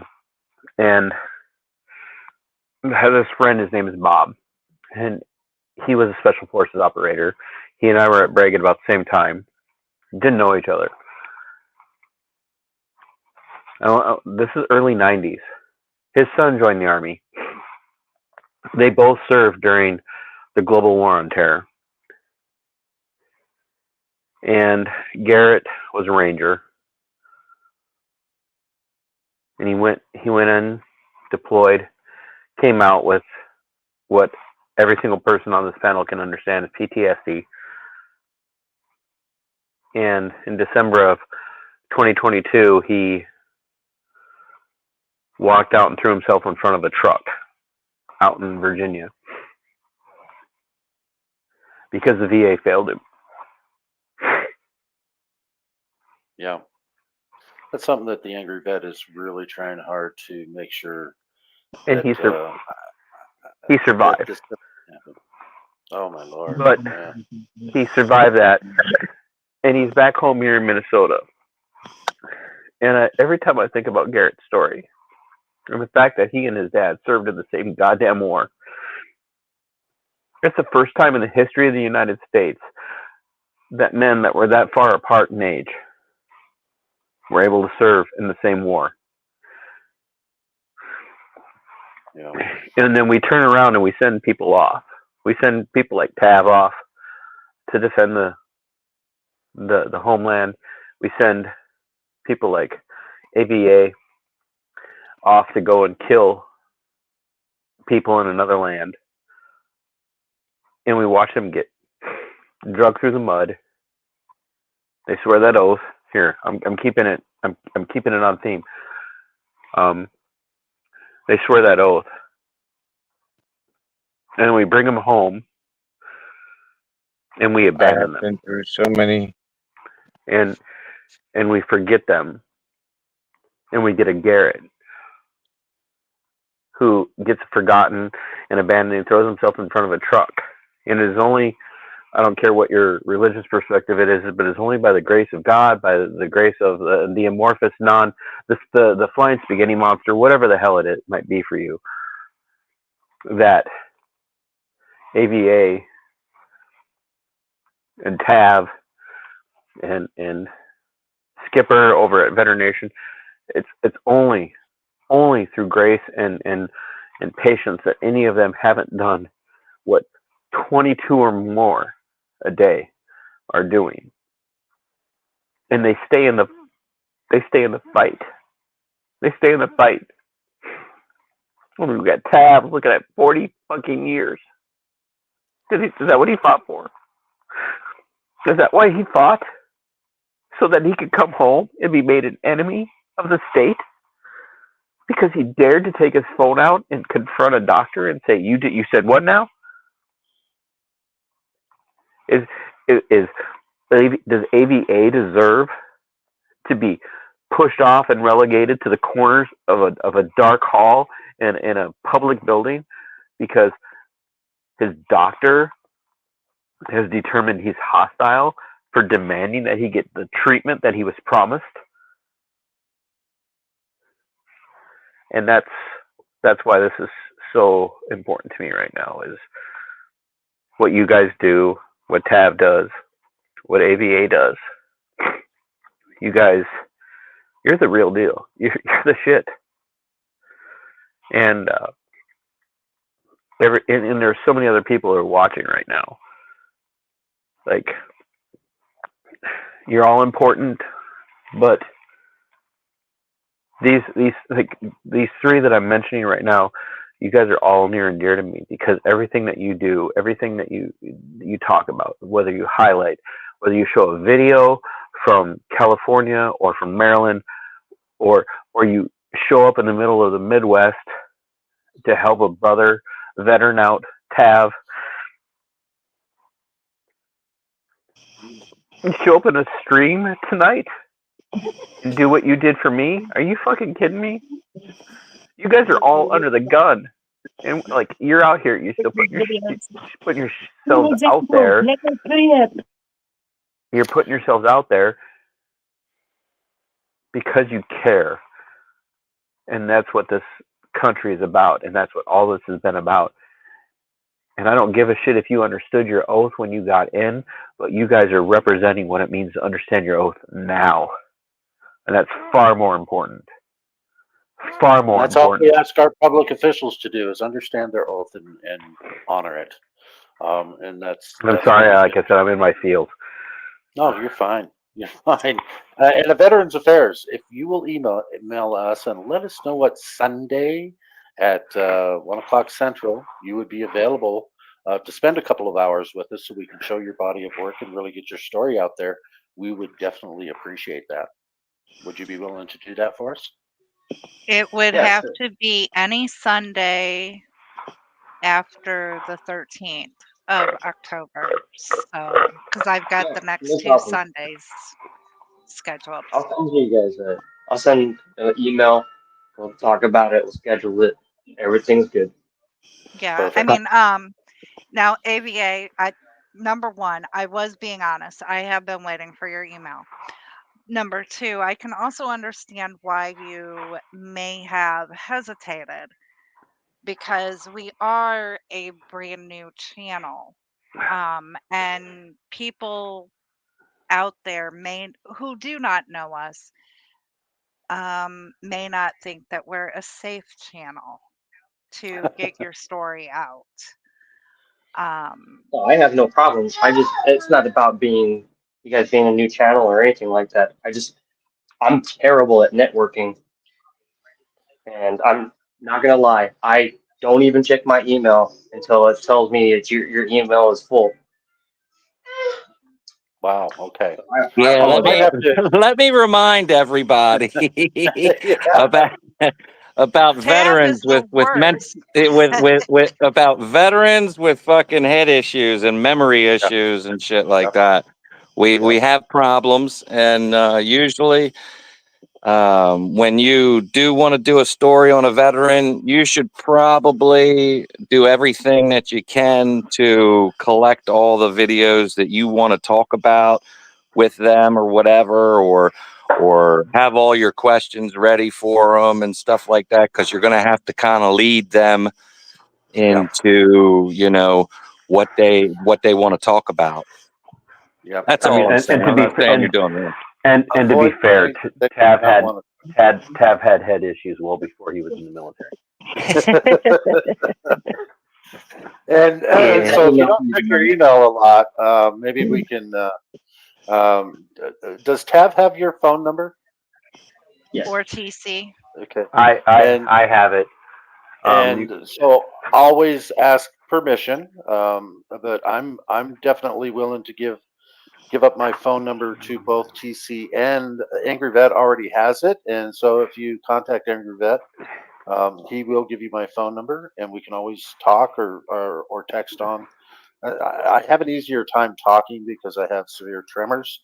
It's really hard for me to type. But if you want to call me anytime, like scheduling issues or whatever you want to talk about when we show your body of work, then we can communicate that way if email's an issue. I'll get with Tav after the stream, and we'll square it away. Perfect. And just text me, let me know who you are, and then I can add you to my contacts, and we can talk. You got it. All right. Sounds good. I wanna reiterate one thing before I take off. AVA, the Angry Vet, Minnesota Black Robe Regiment, Bo, Blind Justice, Flex Your Freedoms.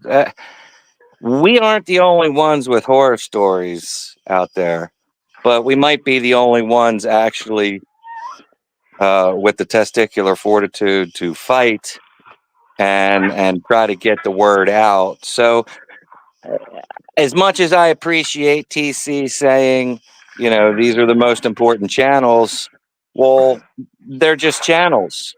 Okay, this problem is systemic in veterans. It's a huge problem, and TC mentioned something about 22 a day. I wholeheartedly believe that the number's higher than that, and I wholeheartedly believe that the VA, the agency that was designed for us, is about probably around 80% of the fucking problem. So with that statistic, I think they're responsible for a large number, and that's why we need to chop off the head of the fucking snake, basically, is what I'm saying. And that's why you have the nonprofit. And if our mods would be sure and put scars.org into the chat.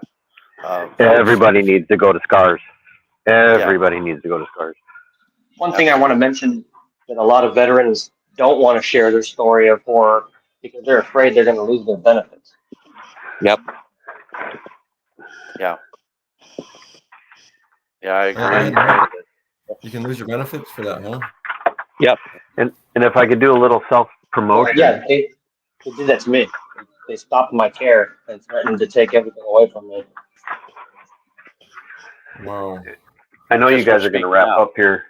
I know you guys are going to wrap up here pretty soon, but if I could do a little self promotion, tomorrow night on my channel, some of you are familiar with the name, but those of you that aren't, you're in for a treat. I have the inestimable Spike Cohen is coming on my channel tomorrow night at 8 p.m. Central, and he is very much involved in a lot of these kind of stories. So it'll give you a chance to connect with someone like Spike and hear what he has to say and what he does to try and help people like Tav and me and If I'm doing all of something, you.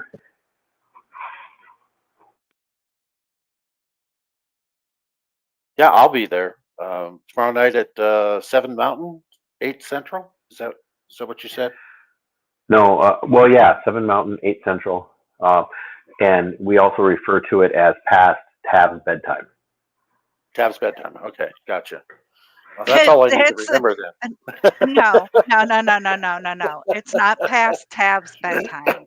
I can guarantee that. I've been Yeah. on the phone with Tab later than that. Making But he it still gets up prescribed. early in the morning. I swear that man doesn't get much sleep. I'm telling you. Yeah. I think we've beat that horse, and we're gonna teach Veterans Affairs how to network a little better, and I think we've accomplished something tonight. I think we got to have the discussion that we wanted to have about that oath, and not a lot of people even understand the oath that they take when they take it. But I think it's important that they learn the oath that they've taken, because they took an oath. For God's sake, they took an oath. There you go. They need to honor it. Well, hey, I just wanted to say it's a pleasure to be on. I love your show. It's good to see you, Angry Vet, and everyone in the audience. This is a great, community to be in. So I really am glad to be here. Thank you a lot for having me. Absolutely, pleasure to have you. Well, Lawyer Any- Doug, the only thing I can say is I want to thank you for being in the community. But maybe we can teach you a little bit that your schooling's not gonna teach you. And Yeah, it's hopefully good to you get don't other. take that the wrong way. Yeah. Any last words, TC?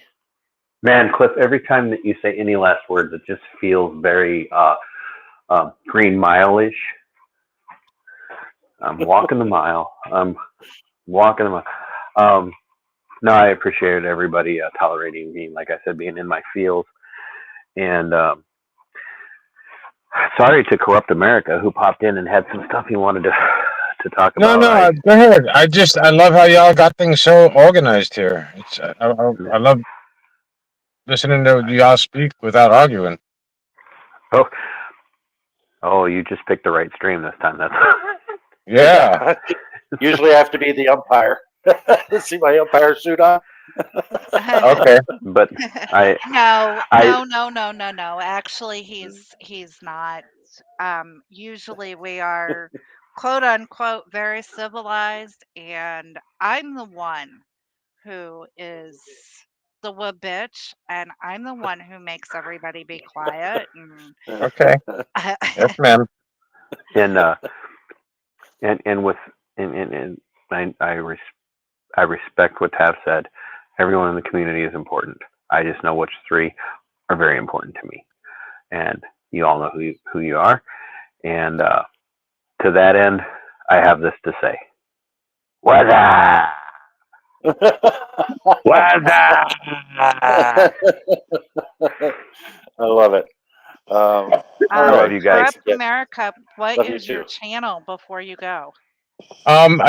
Let me go read it, because I honestly, it's basically my name. I don't want to dox myself, but it has a bunch of letters and asterisks that I just don't know off the top of my head. So But is it Corrupt America then?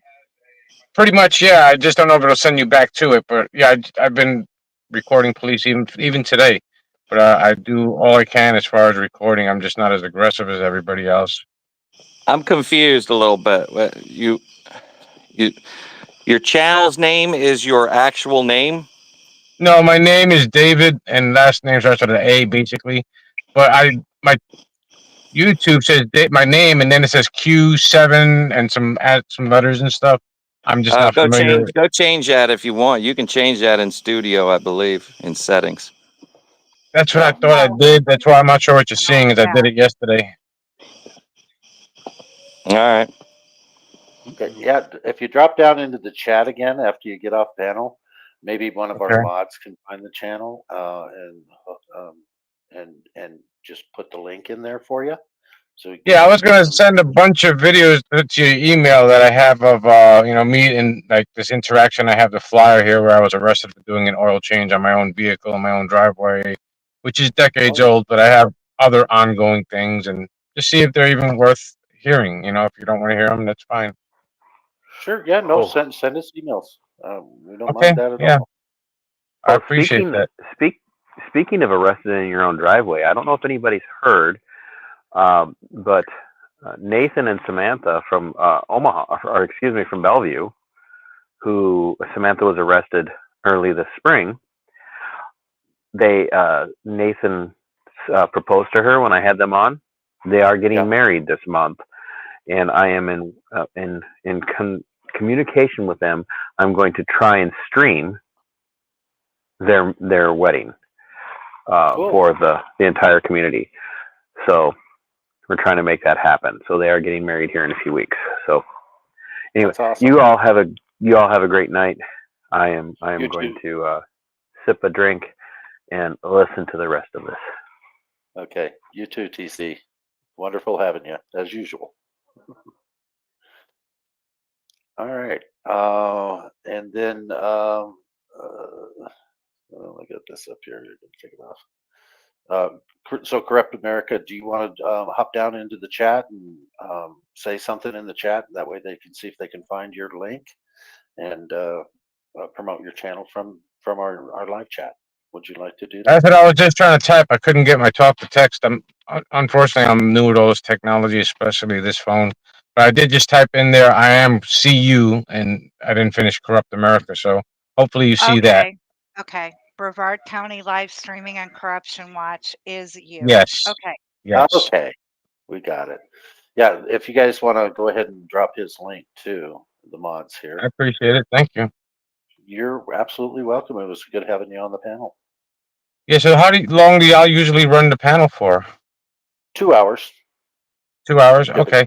That's what I was wondering. All right. I definitely will be following back up. I appreciate y'all's cordialness, and hopefully this is the channel I can, explain some stuff and get some answers, and we work together and find a common, common And goal. if we can't answer, we'll find people that could potentially answer and connect you with them.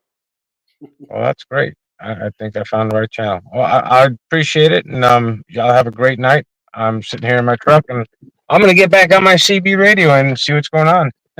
All right. All right. Have a good night. You guys too. All right. All right. And then Veterans Affairs Media, any last words before we end the stream today? No, sir. I look forward to speaking with you. Okay, that sounds great. Just send us an initial email and then, or just call me once you No, get the phone number you're from supposed to Amy. get the number from Tav, or Yeah, a get Veterans that from- Affairs is supposed to call you. He's not going to do Right, email. right. Perfect. All right. All right. And you have a wonderful rest of your evening as well. We'll do the same to you. And then the Angry Vet. Any last words before we end the stream? What's up? I love it. Nah, seriously though, I think I didn't watch the whole thing. I just came on when y'all started talking about George Washington. So I'll go back and watch the rest of it. But I think it's a great topic, and I think it needs to be talked about, a lot more regularly. And I guess my final thoughts would be something that I saw today. In another live from an auditor or accountability specialist or whatever you want to call them. I think it's great that they're doing what they're doing, and they're disseminating, the corruption and this and that. But we've been disseminating this corruption for the better part of 20 years now, 2 decades. And what has changed? You know, there has to be another angle, right? So we need to start holding these judges accountable, these lawyers accountable, clerks, government officials that are doing the wrong thing, and not just at the police level, because it's small potatoes, right? I mean, anybody can go out there and get caught up by the police because that's what they do, right? That's what most cops do, is violate your rights. It's these idiots that we have to deal with in the court system that need to be held accountable. And the only way we're going to do that is by getting the things on the record that need to be on the record at the right time, said the right way, and prepared for the appellate courts and the higher courts and yada, yada, yada. You need to be prepared to go the distance. Right? You like, when you pick up a camera and you start recording police officers, that's not where it ends. And it's not where it's going to end at all for anybody. And that's pretty much my final thoughts is we need to rape the coffers. We need to start taking money out of the pockets of the people, we the people, before they even start paying attention. That's all, Yeah, I tend to agree with that, because once it hits their wallets, they're willing to do something about it to create that Correct. change that we need to affect. Yep. We also need to criminally charge these police officers that are egregiously violating our rights as well. That's So, another fight, and that two-pronged trap. yeah, that's the qualified immunity side. I mean, as soon as we start getting these insurance companies involved, and these police departments literally lose their money and funding for their stupid little things and shit like that, and these insurance companies start dropping them, and they need to start taking out the people's taxes for certain things to spend on lawsuits. That's where we're going to start making some change. Yep, I agree. Utah Defender, I know what you're doing. You're trying to troll me. You're messing with me right now. I love you, brother. We'll talk to you after the stream is over. Nikki, do you have any last things you want to cover before I play our outro? I love you, Tav. That's and I haven't made you push a button yet. So, anybody who wants to be featured, Rockford Metro Press, Corrupt America, Utah Defender, who eventually, hopefully, I'll be able to claim as my sugar daddy. Haha. Now I trolled him back. AVA, anybody who wants to be featured on the channel, please get in contact with us. You can email us, you can reach out to people who know us and let us know that you're trying to get a hold of us. Thanks, Dublubs. Anyway, thank you guys for being here with us tonight. It was a pleasure being here. We did not sorry, tyrants. We try and set the 2-hour limit. Sorry. Anyway, thank you guys for being here. I hope everybody enjoyed it. We will see you Sunday at 1:00 with Kansas Freedom News. Y'all have a great night. And I guess, Cliff, it's your turn. All right. Thanks, everybody, for being here. And here comes the outro.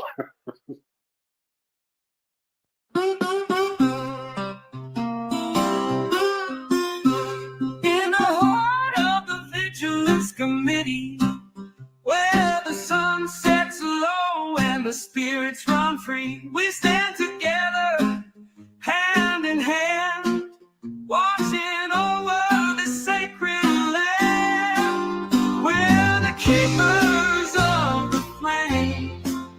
In the Vigilance Committee, we'll never be the same. Through the trials and the tests, we'll always give our best.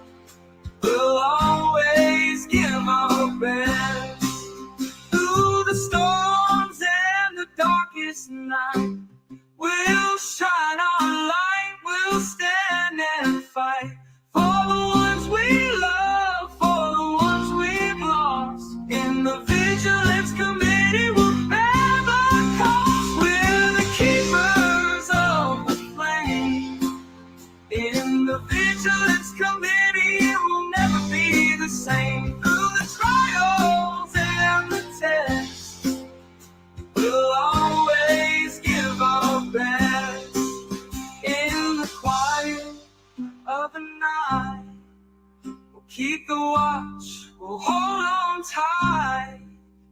In the Vigilance Committee, we'll stand tall. Together we'll rise, together we'll fall. We're the keepers of the flame. In the Vigilance Committee, we'll never be the same. Through the trials and the tests, we'll always give our best. In the heart of the Vigilance Committee, where the sun sets low and the spirits run free, we'll stand together, hand in hand, watching over the sacred